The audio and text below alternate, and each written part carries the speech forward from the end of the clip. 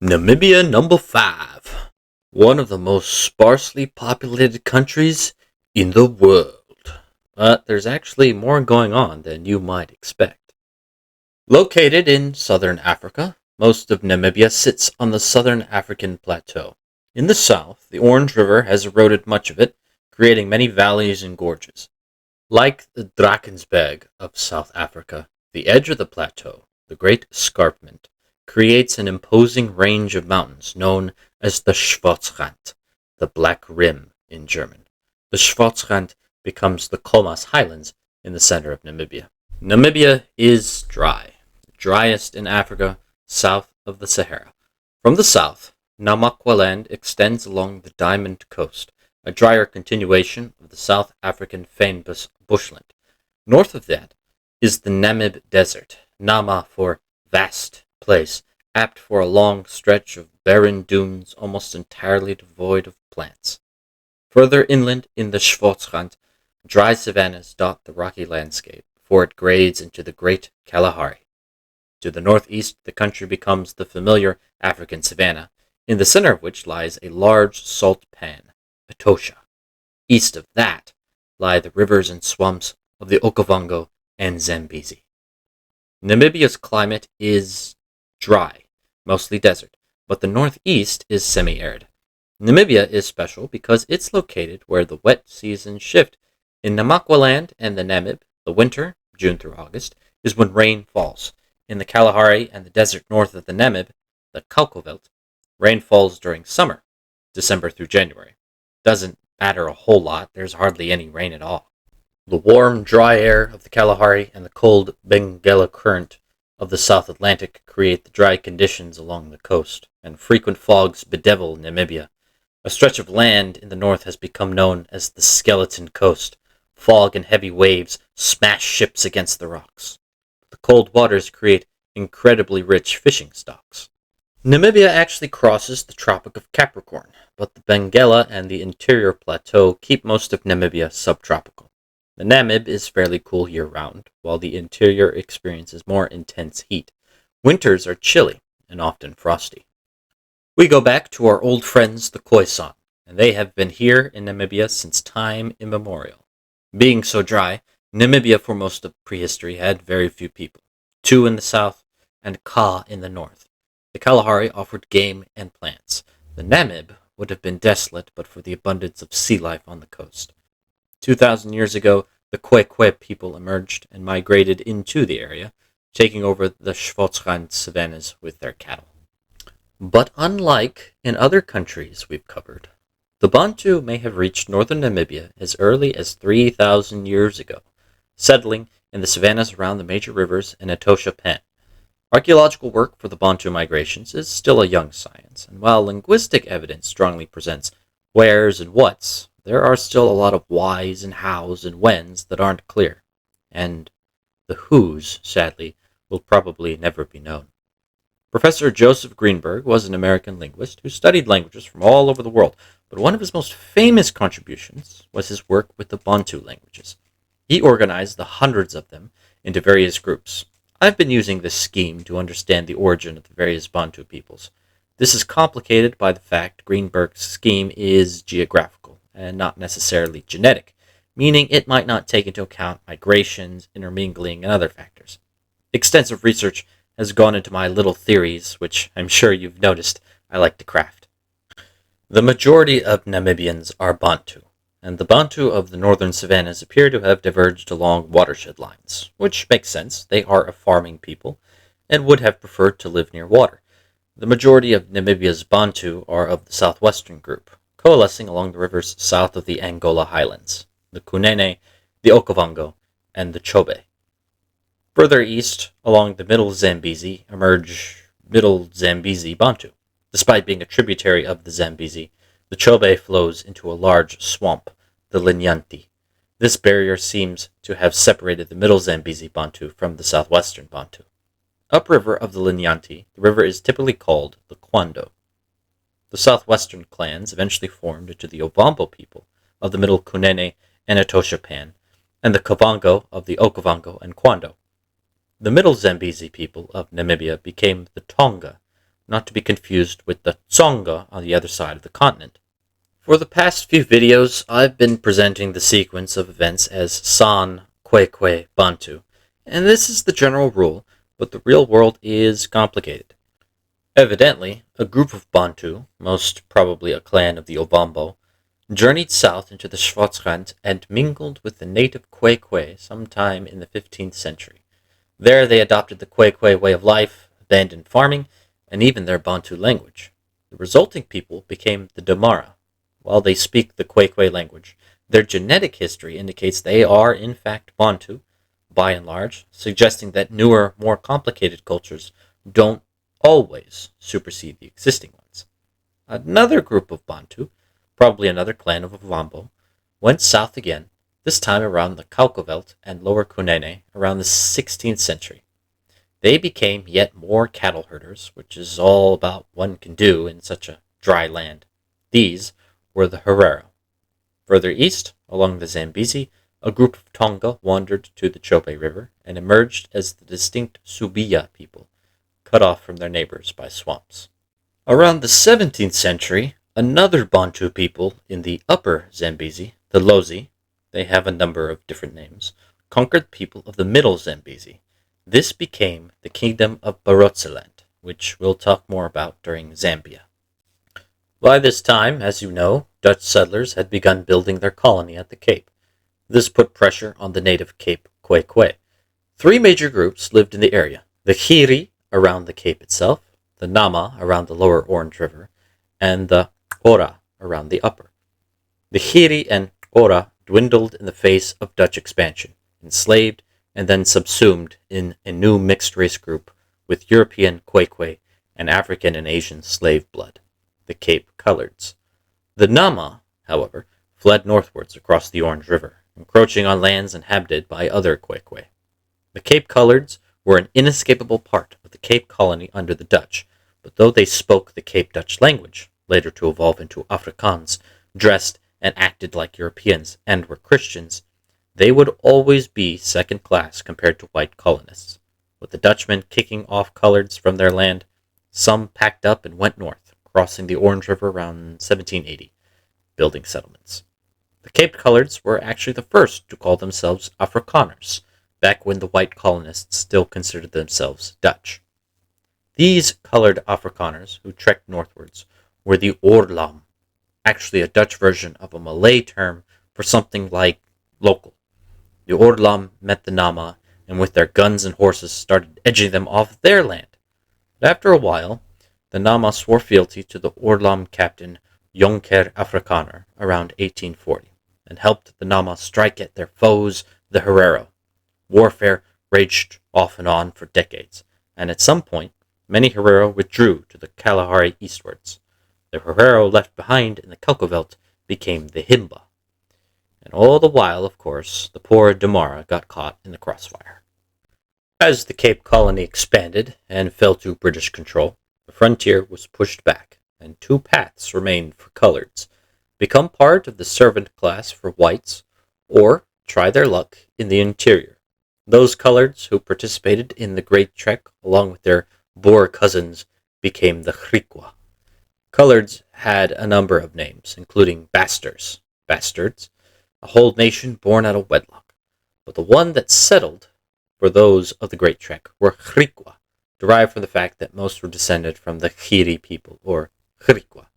Of course, Britain kept pushing the boundary of the Cape Colony, and finally, in 1868, those bastards fled again, this time northwards into the Oorlam lands. Despite being similar Dutch-speaking, Christian, mixed-race, gun-toting cattlemen, the bastards remained distinct from the Oorlam, who were increasingly mixing with their Nama compatriots and adopting their language. The bastards settled in the Comas Highlands in 1870, warring with the Nama and Herero. So, while technically Europeans haven't encroached into the region yet, people have, who possess guns and horses, are devout Christians, wear shirts and jackets, drive wagons, European in all but color. Europeans had largely ignored Namibia. The coast is a dry, barren, and dangerous desert. Walvis Bay was visited time and again, but never fully claimed or settled. Britain did claim the Penguin Islands by 1867 as a source of guano for fertilizer, though they were and continue to be uninhabited. But don't worry, for in 1874, Boers from the Transvaal began another trek into the Kalahari. Boers were, and still are, a stubborn, independent lot, and don't like being told what to do. This poses a problem when a nation of such people has to, form a government. So, several hundred Boers gathered their things and set out in wagons for new lands to settle, away from Pretoria. This is the Dorsland Trek, referring presumably to the Boer name for the Kalahari, Dorsland, Thirstland, which, now that I'm seeing it, is totally a better name for Botswana had it been annexed into South Africa. The Dorsland was not their destination, and 3 trekker bands joined near the Okavango before continuing to the Kunene. Some stayed behind, some went back to the Transvaal, and still others went north along the upper Kunene, eventually meeting with the Portuguese, who felt the Boers could help them increase their control in Angola. The encroachment of the Dorsland trekkers and warfare with the Oorlam-led Nama, and the beginning of the scramble for Africa, when Germans and Portuguese were also eyeing the Namib coast hungrily, meant things were getting a little crowded. The Herero king, Maherero, therefore sent a mission to Cape Town in 1874. The Cape Colony had progressive laws protecting the rights of blacks and coloreds, and to Maherero looked like the most benign would-be protector of his people. The Cape Colony set up the Palgrave Commission to decide what to do with the Namib region, annex it totally, leave it alone, or something in between. However, disagreements between the Cape and Britain undermined the commission, and the only significant result was the Cape acquisition of the Penguin Islands and the British occupation of Walvis Bay in 1878. Because of the British's dithering, Germany was able to swoop in. By 1884, the Berlin Conference was underway. Europe was in the mood to prevent a general European war, and the conference was a way to channel Europe's colonial energies diplomatically. The colonial powers outlined general zones of influence in Africa, but it was up to them to make good on those claims, hence the scramble. Germany had never been much of a colonial power, and was still a newly unified country. Chancellor Otto von Bismarck even felt colonies were needless distractions from European affairs, but the national mood won it in. Much of the coast was already claimed, but a few places were left for Germany to colonize. One just so happened to be the Namib. Already, Germans had established a small settlement along the coast called Liederitz in 1883. The failure of the Palgrave Commission and the continuing wars between the Oorlam and Herero allowed the Germans to claim the coast the next year. Exactly how far inland their original claim went isn't clear, but I set it at the 20th east longitude, where the border of the British Bechuanaland Protectorate was set in 1885. That same year, Maherero accepted German protection. Also, the Oorlam allowed a small group of Tswana to settle in the western Kalahari. This new colony was German Zuidwest-Afrika. By 1886, Germany had set the border with Portuguese Angola, along to the Kunene River to about 17 degrees, 23 minutes, 30 seconds, south latitude to the Okavango River. German claims stopped somewhere in the desert, while Portugal had ambitions of reaching between the Atlantic and Indian Oceans. Germany focused its attention on the southern part of the colony, and never seemed to bother with the Ovambo peoples. Germans began settling here, the climate mild compared to other German colonies. In 1890, with the British and Germans competing in the region, they signed a treaty to settle the border. From the Orange River, the border followed the 20th east longitude to the 22nd south latitude, east to the 21st east longitude, thence north to the 18th south latitude. Deutsch Südwestafrika became an official crown colony of the German Empire, capital at Windhoek. There were other terms of the treaty, but Germany really wanted Walvis Bay. Britain didn't budge, but offered them a corridor to the Zambezi River for trade to the Indian Ocean. This was the Caprivi Strip, an odd feature of Südwestafrika's shape. Bounded by the Zambezi and Chobe rivers, the corridor was 20 miles wide. In 1891, Britain bullied Portugal into abandoning its ambitions in the Zambezi, and probably forced it to redraw the border with Germany to allow the strip. What's funny is not far down the river, Victoria Falls cuts the valley and made navigation impossible. Isolated by swamps, the strip actually proved little benefit for the Germans, which the British might have known all along. Much of the Caprivi Strip was ruled by the Lozi, but in 1899 they became a British protectorate and the borders finalized. So the Germans' efforts went back to the coast. Rinderpest, a cattle disease, broke out in the colony. So in 1896, in an effort to contain the disease, a red line was drawn on the map to quarantine cattle in the north. The result was the people north of the line, Himba, Ovambo, Kavango, and Subia, were largely left alone to their traditional ways of life, while the Germans seized land from the peoples south.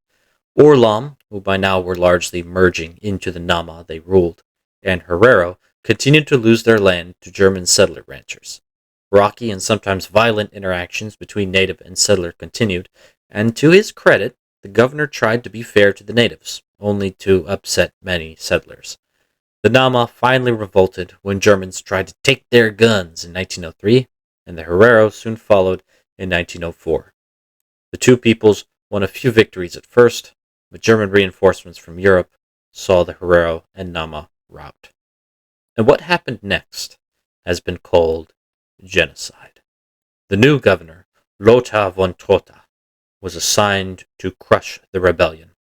There are no surviving orders from the Kaiser or his government ordering the destruction of either people, but von Trotha made clear his intention to either exterminate or expel those who would dare challenge the might of Germany.